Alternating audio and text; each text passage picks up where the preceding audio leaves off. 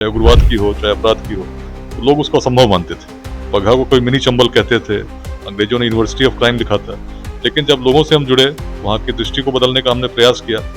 लोग महर्षि वाल्मीकि की भूमि के रूप से जानते थे और कहते थे कि तब से अपराध चलता है। 2002 में डीएफओ शहीद हुए, 2006 में डीएसपी शहीद हुए, हर वर्ष पुलिसकर्मी मारे जा रहे थे। वहाँ पर 2009 में पहली बार हम लोगों ने तिरंगा लहराया और स्थिति आज ऐसी है कि आप 24 घंटे कभी भी जा सकते हैं।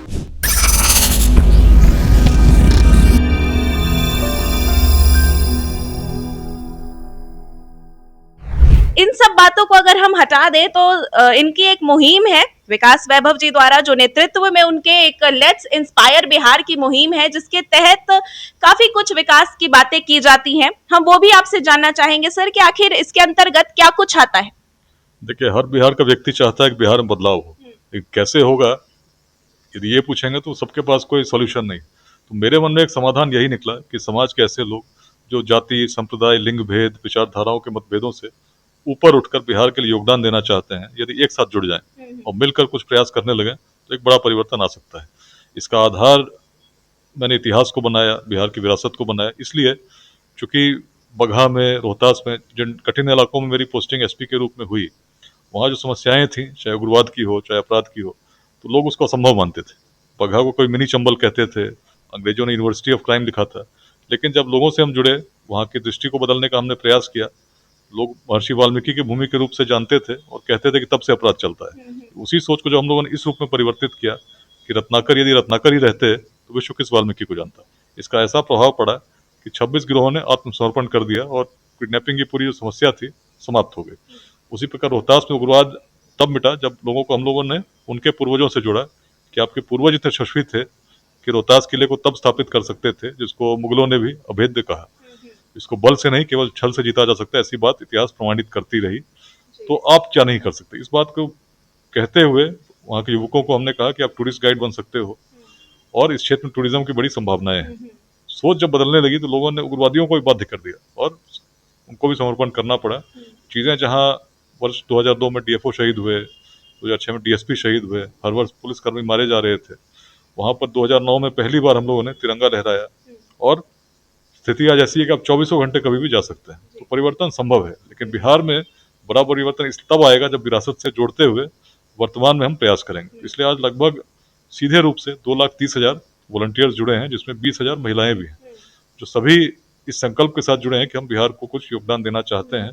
पिछले 4 वर्षों में इस अभियान जब से शुरू हुआ, आज 27 फ्री एजुकेशन सेंटर्स, निःशुल्क शिक्षा केंद्र बिहार में 14 जिलों में चल रहे हैं, जिसमें से 22 महिलाओं के द्वारा गार्गी पाठशाला के रूप में संचालित।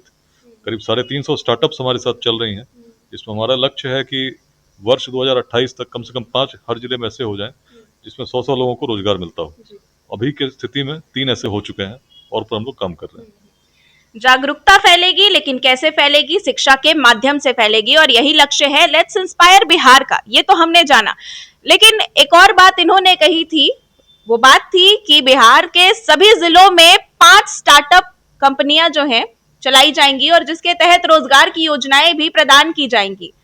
सर, इसकी जो इस दिशा में कितना काम हो रहा है और इसका जो विजन था वो कहाँ से आया?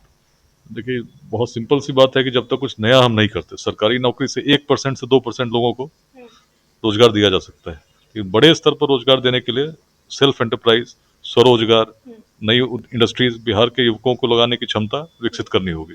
इसके लिए स्कूल में, कॉलेज में भी इंक्यूबेशन सेंटर्स की भी जरूरत पड़ेगी, प्रोत्साहन केंद्रों की जरूरत पड़ेगी। तो इस पर हम लोगों को जागरूक कर रहे हैं। अभी जितने भी स्टार्टअप्स बिहार में हैं, उनको हम लोग इस अभियान के साथ जोड़ने का प्रयास कर रहे हैं, ताकि उनको यदि कोई आवश्यकता है तो उसमें हम सहयोग कर सकें। एक इकोसिस्टम बनाने के लिए इस अभियान में हम लोगों ने केवल बिहार ही नहीं, बिहार के बाहर भारत के महानगर में जितने लोग रहते हैं, विदेशों में जो रहते हैं, जो सफल उद्यमी हैं, ऐसे करीब 10,000 लोगों को जोड़ा है और उनके माध्यम से मार्गदर्शन हम लोग समय समय पर लोगों को उपलब्ध भी कराने का प्रयास करते हैं। अभी 24 तारीख को पटना में स्टार्टअप समिट भी हम लोग आयोजित करने जा रहे हैं। उसका उद्देश्य यही है कि बड़ी संख्या में हमारे बिहार में स्टार्टअप्स की मशरूमिंग हो और पंचायत स्तर पर स्टार्टअप लगाने की क्षमता हम विकसित कर सकें। अच्छा, सांस्कृतिक धरोहरों से भी परिपूर्ण है हमारा बिहार, और अगर हम इनकी बात करें, विकास वैभव जी की बात करें, तो काफी ज्यादा समावेशी दिखाई देते हैं संस्कृति को लेकर। खासतौर पर अभी श्रावणी बेला थी, इसमें आप में जाते दिखे और महिलाओं के साथ संपर्क करते दिखे। तो क्या कुछ वहां पर आपने उनको जो है संदेश दिया और उनसे क्या संदेश लिया? देखिए, जो पूरी प्रेरणा मेरी है, पूरी यात्रा जो मेरी चल रही है, वो इतिहास पर आधारित है। इतिहास से बड़ा जुड़ा रहा हूँ। पूरे भारत में 200 से अधिक साइट्स पे घुमा भी हूँ, मेरे ब्लॉग भी मैंने लिखा है। और उसको प्रैक्टिकल रूप में जब मैंने 2 स्थानों पर प्रयोग किया, बगहा में, रोहतास में, सफलता भी मुझे मिली, जो किसी को विश्वास नहीं था कि ऐसा हो सकता है। बिहार में एक बड़े परिवर्तन की ओर मैं बढ़ रहा हूँ। संदेश इतिहास का ही है, लेकिन प्रेरित अभी वर्तमान को करने का प्रयास कर रहा हूँ। तो इतिहास का हवाला देते हुए वर्तमान और भविष्य को प्रेरित करने की बात कहते हुए आज विकास वैभव जी से हमने आपकी बातचीत कराई और कई बड़ी बातें जो थी उन्होंने आपसे साझा की। इसी के साथ हम आपको बता दें कि बिहार में जो अभी चल रहा है उसको लेकर बिहार की सियासत तो तेज है और बिहार में आपराधिक घटनाएं भी तेज हैं।